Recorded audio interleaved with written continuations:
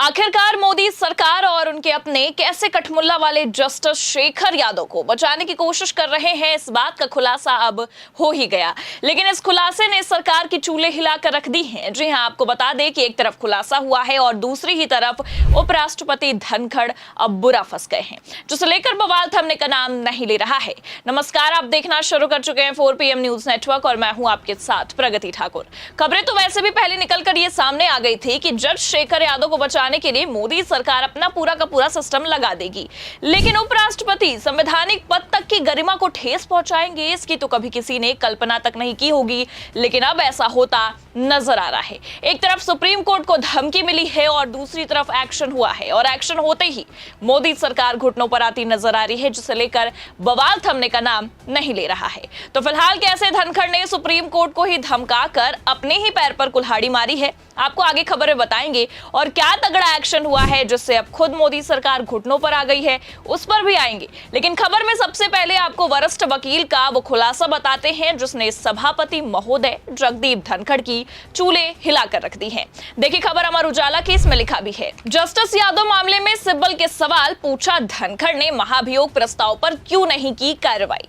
तो दरअसल आपको बता दें कि जहां एक तरफ जज शेखर को खुद सरकार ही बचाने की पूरी कोशिश कर रही है, सरकार खुद ही सुप्रीम कोर्ट पर दबाव भी बना रही है और इस केस से किनारा करने को कह रही है, वहीं दूसरी तरफ कैश कांड वाले जज वर्मा के खिलाफ खुद सरकार महाभियोग प्रस्ताव भी ला रही है, जिसे लेकर आप देख सकते हैं कि सिब्बल भड़के हैं। उनका यह मानना है कि एक जैसे विवादित मामलों में दो तरह का व्यवहार आखिर क्यों कर रही है सरकार। देखिए आगे खबर में बताया भी गया है।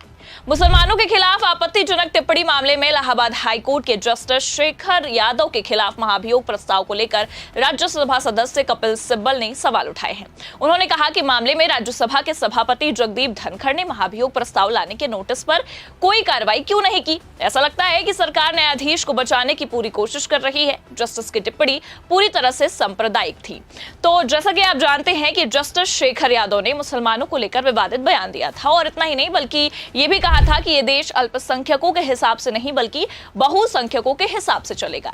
लेकिन इन सब के बावजूद पहले तो खुद जगदीप धनखड़ ने सदन में जस्टिस शेखर के खिलाफ लाए गए महाभियोग तक को पारित नहीं होने दिया, और अब तो खुद राज्यसभा से चिट्ठी तक आई है जिसमें यह कहा गया है कि सुप्रीम कोर्ट इस मामले पर कार्रवाई करने से किनारा कर ले, जिसे लेकर ही सुप्रीम कोर्ट के वरिष्ठ वकील कपिल सिब्बल ने सरकार के साथ साथ राज्यसभा के सभापति तक को निशाने पर लिया है। देखिए आगे खबर में लिखा है, सिब्बल ने इस मामले पर कहा कि पूरी घटना में भेदभाव की बू आती है, क्योंकि एक ओर तो राज्यसभा के महासचिव ने भारत के प्रधान न्यायाधीश को पत्र लिखकर कहा कि वे यादव के खिलाफ आंतरिक जांच ना करें क्योंकि उनके खिलाफ उच्च सदन में एक याचिका लंबित है, मगर न्यायमूर्ति यशवंत वर्मा के मामले में ऐसा नहीं किया गया। ये बहुत दुर्भाग्यपूर्ण है।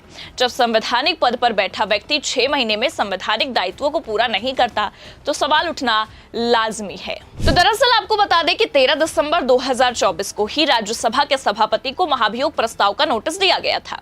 इस पर विपक्ष के 55 सांसदों के हस्ताक्षर भी थे, लेकिन इस मामले को 6 महीने बीत गए पर अब तक कोई कदम नहीं उठाया गया है। बल्कि ये तो आप भी जानते हैं कि शेखर यादव के बयान को लेकर कितना ज्यादा विवाद हुआ था, किस तरह से इस मामले ने देश के न्यायाधीशों पर और न्यायपालिका पर सवाल तक खड़े किए थे, उन्हें ही कटघरे में लाकर खड़ा किया था। लेकिन उसके बावजूद भी ये साफ दिखाई दे रहा है कि सरकार जस्टिस को बचाने में लगी हुई है, और कहीं ना कहीं सरकार ही जस्टिस का पूरा समर्थन भी कर रही है। सीएम योगी आदित्यनाथ से लेकर राज्यसभा के सभापति जगदीप धनखड़ तक ने अपने इस बयान से एक साफ कर दिया है कि कठमुल्ला वाले जस्टिस को सरकारी संरक्षण तो पूरा दिया जा रहा है। पहले आप खुद योगी आदित्यनाथ का बयान सुनिए। इलाहाबाद उच्च न्यायालय के एक माननीय न्यायमूर्ति ने एक बात कही, उन्होंने कहा समान नागरिक संहिता तो होनी चाहिए, और दुनिया के अंदर तो बहुसंख्यक समाज की भावनाओं का सम्मान हर हाल में होती है। अगर दुनिया में होती है तो भारत में अगर बहुसंख्यक समाज के हितों की चर्चा कोई कर ले, उस सच्चाई को कोई बोलता है, कौन सा अपराध हो गया। आपने देखा होगा इन लोगों ने राज्यसभा में माननीय न्यायमूर्ति के खिलाफ भी महाभियोग की नोटिस दी है। ये है, और ये अपने को लोकतांत्रिक कहते हैं, ये अपने को लोकतंत्रवादी कहते हैं, संविधान की पुस्तक साथ में लेकर के चलते हैं। तनिक भी शर्म नहीं है इन लोगों को। तो सुना आपने, खुद बीजेपी के नेता उत्तर प्रदेश के मुख्यमंत्री योगी आदित्यनाथ जस्टिस के बयान का समर्थन कर रहे हैं और कह रहे हैं कि ये बिल्कुल सही है। तो एक तरफ समर्थन किया जा रहा है, संरक्षण तक दिया जा रहा है, और दूसरी तरफ आपको बता दें कि सुप्रीम कोर्ट पर ही इस मामले से किनारा करने के लिए दबाव बनाया जा रहा है। किस तरह से दबाव बनाया गया है आगे आपको खबरें बताएंगे, लेकिन सबसे पहले आपको ये बता दें कि आखिरकार ये क्यों साफ इशारा हो रहा है कि जगदीप धनखड़ जस्टिस शेखर यादव को बचाने की कोशिश कर रहे हैं। खबर देखिए आप TV9 की, इसमें लिखा है जस्टिस यादव को पद से हटाने का मामला संसद के पास, राज्यसभा के सभापति जगदीप धनखड़ ने क्या कहा। आगे लिखा है, सभापति धनखड़ ने राज्यसभा के सांसदों को संबोधित करते हुए कहा कि माननीय सदस्यगण, मुझे 13 दिसंबर 2024 का एक नोटिस मिला जिसमें राज्यसभा के 55 सदस्यों के हस्ताक्षर हैं। इस नोटिस में संविधान के अनुच्छेद 124(4) के तहत इलाहाबाद उच्च न्यायालय के न्यायमूर्ति शेखर यादव को पद से हटाने की मांग की गई। इस विषय पर संवैधानिक अधिकार क्षेत्र राज्यसभा के अध्यक्ष के पास है और किसी परिस्थिति में संसद और माननीय राष्ट्रपति के पास होगा। उपलब्ध सार्वजनिक जानकारी को ध्यान में रखते हुए ये उचित होगा कि राज्यसभा के महासचिव इस सूचना को सुप्रीम कोर्ट के महासचिव के साथ ही साझा करें। तो खबर ये पहले ही निकलकर सामने आ गई थी, जिसमें साफ कहा गया कि जो महाभियोग का नोटिस सभापति तक पहुंचा है उस पर कार्रवाई करने का अधिकार संसद और राष्ट्रपति को है। और अब खबर यह निकलकर सामने आती है कि बकायदा राज्यसभा से सुप्रीम कोर्ट के लिए चिट्ठी तक भेजी गई है। देखिए खबर हमारे पास मौजूद है, इसमें बताया गया है, भारत बहुसंख्यकों की इच्छा के अनुसार चलेगा, बयान देने वाले जज के खिलाफ नहीं चलेगी जांच, राज्यसभा से चिट्ठी मिलने के बाद सुप्रीम कोर्ट का किनारा। तो पहले तो केवल महाभियोग के ही नोटिस को सभापति ने ठंडे बस्ते में डाला और कार्रवाई नहीं की, बल्कि उस पर विपक्ष के कुल 55 सांसदों के हस्ताक्षर थे। लेकिन अब जब खुद सुप्रीम कोर्ट इस मामले पर कार्रवाई करने ही वाला था, जिस कार्रवाई की शुरुआत खुद तत्कालीन CJI खन्ना ने ही की थी, उस पर आप देख सकते हैं कैसे एक ही झटके में धनखड़ ने चिट्ठी लिखकर पानी फेर दिया है, कार्रवाई पर ही रोक लगा दी है, क्योंकि चिट्ठी में यह साफ बताया गया है कि इस मामले में कार्रवाई करने का अधिकार सिर्फ और सिर्फ राज्यसभा के सभापति को है।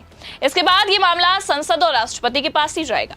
तो मतलब साफ शब्दों में अगर कहे तो आखिरकार धनखड़ जो चाहते थे वही हुआ।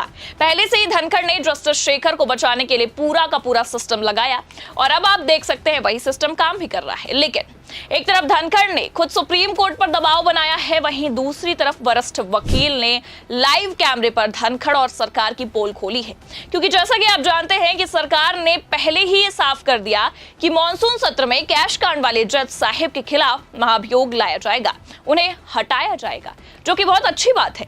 लेकिन एक तरफ एक्शन खुद सरकार कर रही है और दूसरी तरफ आप देख सकते हैं जस्टिस शेखर को बचा रही है, जो ये साफ इशारा कर रहा है कि कहीं ना कहीं दाल में कुछ काला नहीं बल्कि पूरी दाल ही काली है। फिलहाल आपको क्या लगता है, क्या सरकार और धनखड़ भेदभाव करने पर उतर आए हैं या जस्टिस शेखर को बचाने के पीछे कहीं ना कहीं सरकार की कोई चाल है, कोई राजनीति है? अपनी राय कमेंट करके जरूर बताइए। खबर कैसी लगी लाइक और शेयर जरूर करें। चैनल पर नए हैं तो सब्सक्राइब और ज्वाइन करना ना भूलें। देखते रहिए 4PM न्यूज नेटवर्क। नमस्कार।